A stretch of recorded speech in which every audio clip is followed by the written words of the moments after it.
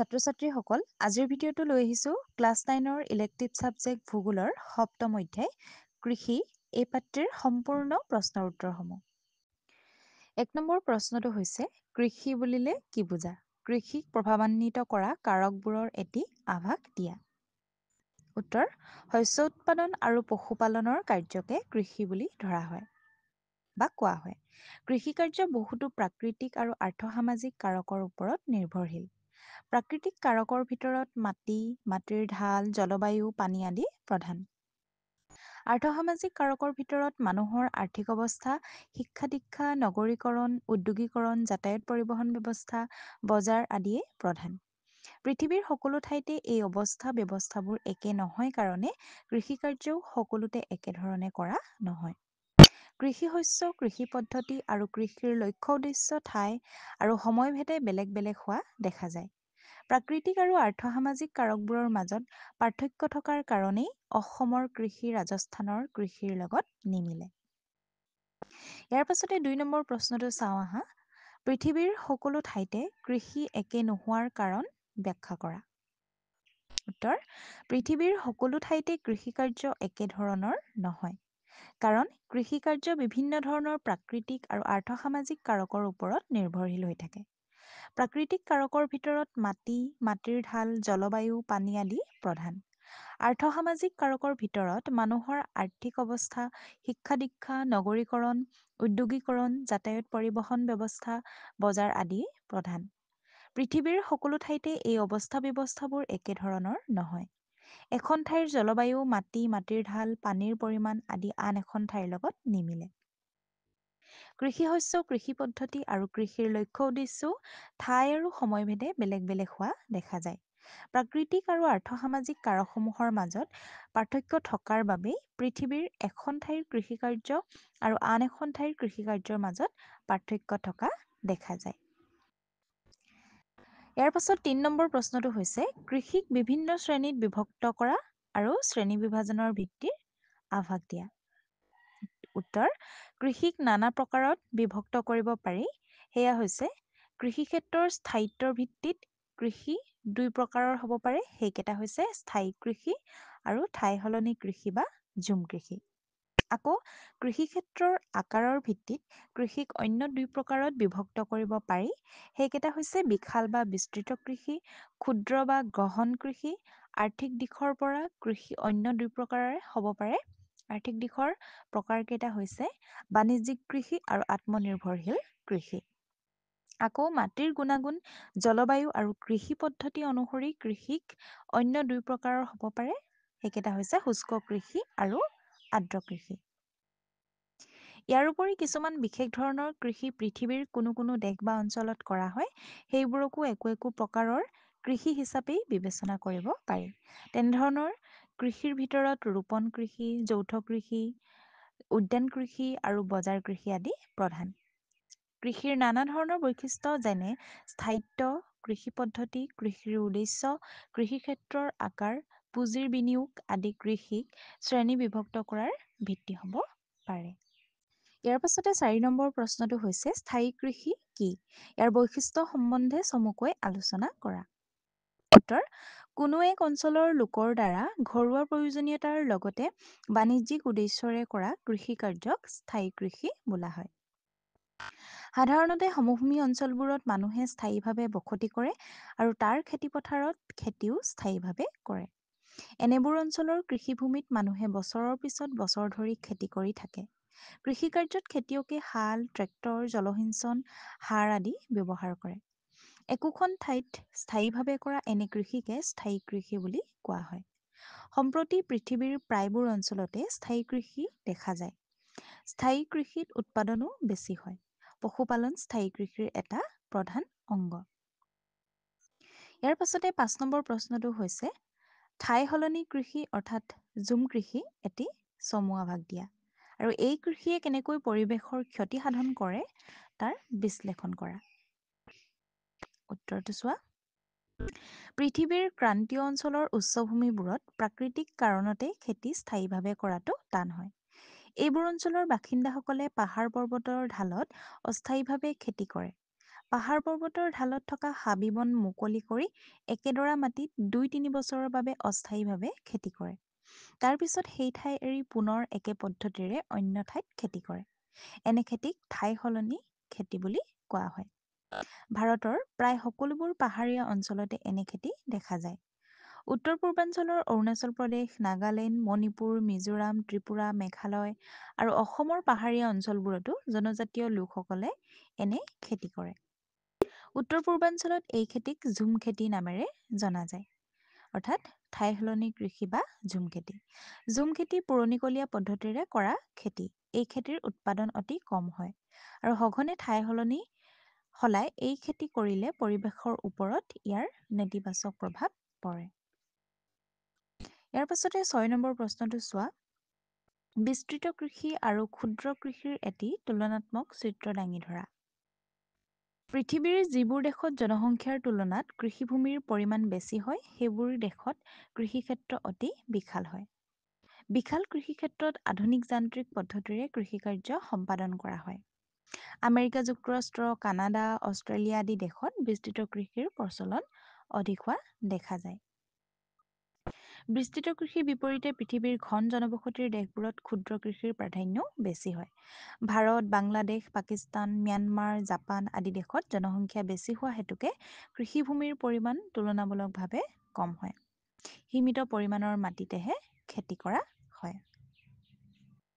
ইয়াৰ পাছতে ৭ নম্বৰ প্ৰশ্নটো চাওঁ আহা। ৰোপণ কৃষি বুলিলে কি বুজা আৰু ইয়াৰ বিশেষত্ব আলোচনা কৰা। উত্তৰ: এক বিশেষ প্ৰকাৰৰ শস্যৰ খেতি এক বৃহৎ পৰিসৰৰ ভূমিত শতাধিক লোক নিয়োগেৰে বৃহৎ যন্ত্ৰপাতি তথা বৈজ্ঞানিক পদ্ধতি প্ৰয়োগেৰে কৰিলে তেনে কৃষিক ৰোপণ কৃষি বোলা হয়। ৰোপণ কৃষিৰ প্ৰধান শস্যবোৰ হৈছে চাহ, কফি, ৰবৰ, কোকা আদি। উল্লেখযোগ্য যে ফৰাচীসকলে পশ্চিম আফ্ৰিকাত কফি আৰু কোকাৰ ৰোপণ কৃষি আৰম্ভ কৰিছিল। সেইদৰে ইংৰাজসকলে ভাৰত আৰু শ্ৰীলংকাত চাহ খেতি আৰু মালয়েছিয়াত ৰবৰৰ খেতি প্ৰৱৰ্তন কৰিছিল। সম্প্ৰতি বেছিভাগ দেশতে ৰোপণ কৃষিৰ মালিকানা বিদেশী কোম্পানীৰ পৰিৱৰ্তে দেশীয় চৰকাৰ বা পুঁজিপতিৰ হাতলৈ আহিছে। এই কৃষি মূলতঃ বাণিজ্যিক হয়। ইউৰোপীয়সকলে ক্ৰান্তীয় অঞ্চলত থকা তেওঁলোকৰ উপনিৱেশবোৰত এইবিধ কৃষিৰ সূচনা কৰিছিলে। এই কৃষিৰ প্ৰধান বৈশিষ্ট্য হৈছে বৃহৎ পুঁজিৰ বিনিয়োগ, আধুনিক প্ৰযুক্তিৰ প্ৰয়োগ, ডাঙৰ বাগিচাত বিশেষ এবিধ শস্যৰ উৎপাদন, ৰাস্তা-ঘাট আৰু কাৰখানা নিৰ্মাণৰ যোগেদি উৎপাদন ব্যৱস্থাক বজাৰৰ সৈতে সংযোজন ইত্যাদি। ইয়াৰ পাছতে ৮ নম্বৰ প্ৰশ্নটো হৈছে নগৰীকৰণ আৰু বজাৰকেন্দ্ৰিক কৃষিৰ সম্বন্ধৰ এটি আভাস দিয়া। এতিয়া চাওঁ আহা নগৰীকৰণ আৰু বজাৰকেন্দ্ৰিক কৃষিনো কি? উত্তৰ: নগৰীকৰণ আৰু বজাৰকেন্দ্ৰিক কৃষিৰ মাজত ওতঃপ্ৰোতভাৱে সম্পৰ্ক আছে। কৃষিৰ অৰ্থনৈতিক কাৰকবোৰৰ ভিতৰত বজাৰৰ গুৰুত্ব সৰ্বাধিক। সাম্প্ৰতিক পৃথিৱীত দেশ আৰু দেশৰ মাজত অৰ্থনৈতিক বিনিময় বৃদ্ধি পাই অহাৰ লগে লগে বজাৰৰ ভূমিকা সকলো ক্ষেত্ৰতে বাঢ়িছে। বিশেষকৈ নগৰ আৰু ঔদ্যোগিক কেন্দ্ৰবোৰত ক্ৰয় শক্তি বেছিকৈ থকা লোকসকলে বসতি কৰাত তাত শাক-পাচলি, ফল-মূল আদিৰ চাহিদা অধিক। এই চাহিদা পূৰণ কৰিবলৈ নগৰ আৰু উদ্যোগবোৰৰ আশে-পাশে বছৰটোৰ সকলো সময়তে শাক-পাচলি আদি শস্যৰ খেতি নিবিড়ভাৱে কৰা হয়। নগৰৰ কাষৰীয়া ঠাইবোৰত যাতায়াত পৰিবহণৰ সুবিধা থকাৰ বাবে তাত উৎপাদিত দ্ৰব্যবোৰ সহজে নগৰীয়া বজাৰত যোগান ধৰিব পাৰি। এনে সুবিধা থকাৰ বাবেই বিশেষকৈ ডাঙৰ নগৰবোৰৰ কেউকাষে বজাৰকেন্দ্ৰিক কৃষি গঢ়ি উঠে। ইয়াৰ পাছতে আছে ৯ নম্বৰ প্ৰশ্নটো। ধান খেতিৰ বাবে কেনে পৰিৱেশৰ প্ৰয়োজন আৰু ইয়াৰ ভৌগোলিক বিতৰণৰ বিষয়ে চমুকৈ লিখা। উত্তৰ: পৃথিৱীৰ মৌচুমী জলবায়ু অনুভূত হোৱা অঞ্চলবোৰত ধান খেতি কৰা হয়। সাধাৰণতে নৈপৰীয়া সমতল, উপকূল আৰু ব-দ্বীপ অঞ্চল ধান খেতিৰ বাবে বিশেষভাৱে উপযোগী হয়। আৰু কিছুমান পাহাৰীয়া এলেকাতো ধান খেতি কৰা হয়। ধান খেতিৰ বাবে অধিক উষ্ণতা আৰু বৃষ্টিপাতযুক্ত জলবায়ুৰ প্ৰয়োজন। এছিয়া মহাদেশৰ চীন দেশতে সৰ্বাধিক ধান উৎপাদন হয়। তাৰ পাছতেই ভাৰতৰ স্থান।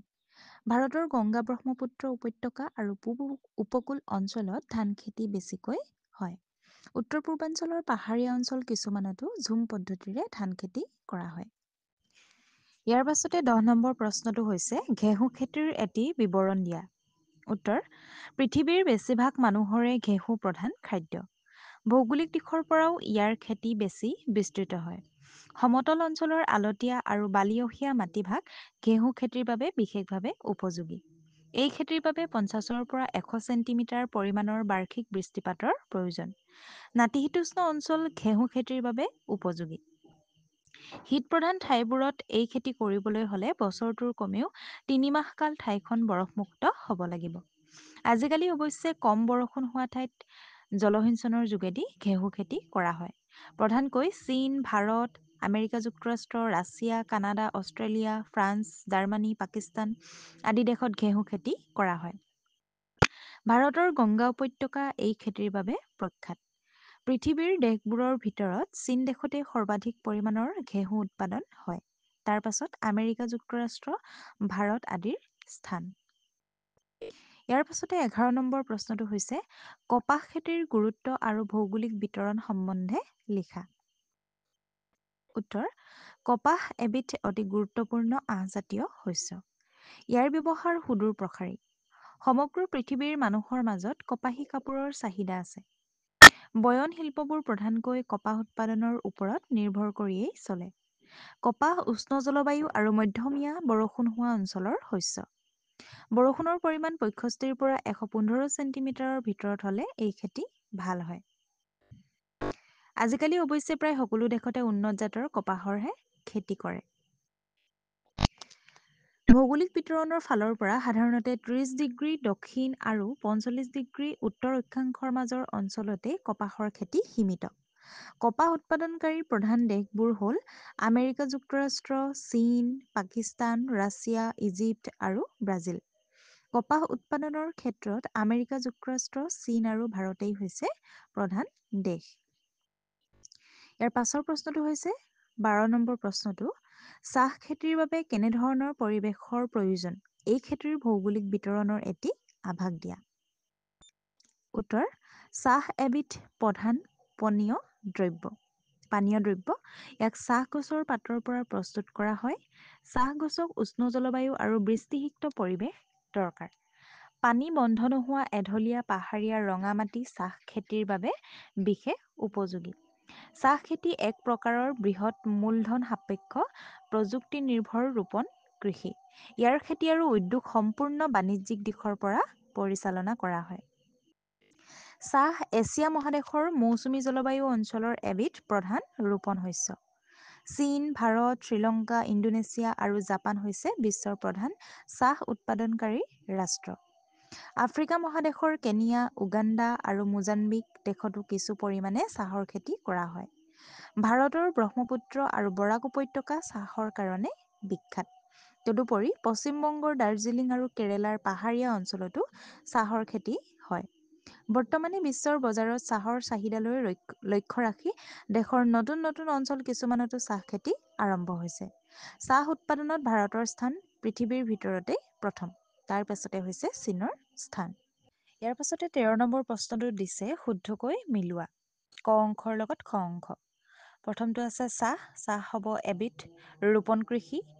নেক্সটটো হৈছে কম জনসংখ্যাৰ দেশবোৰত বিস্তৃত কৃষি কৰা হয়। ঘন জনসংখ্যাৰ দেশবোৰত গহন কৃষি কৰা হয়। ঝুম খেতি, উৎপাদিকা শক্তি কম। কুঁহিয়াৰ এবিধ বাণিজ্যিক শস্য। ধান খেতি মৌচুমী অঞ্চলৰ প্ৰধান খেতি। কপাহ এবিধ আহজাতীয় শস্য। আৰু বাণিজ্যিক কৃষিৰ উৎপাদিকা শক্তি কম। ছাত্ৰ-ছাত্ৰীসকল আজিৰ ভিডিঅ'টো আছিল ইমানেই। এই ভিডিঅ'টোৰ উপৰিও যদি তোমালোকে অন্য ছাবজেক্টসমূহৰ কুৱেশ্যন এনচাৰসমূহৰ ভিডিঅ'সমূহ চাব বিচাৰা তেন্তে আমাৰ চেনেলৰ ডেছক্ৰিপশ্যনত প্লেলিষ্টৰ লিংক দিয়া আছে, তোমালোকে চাব পাৰিবা।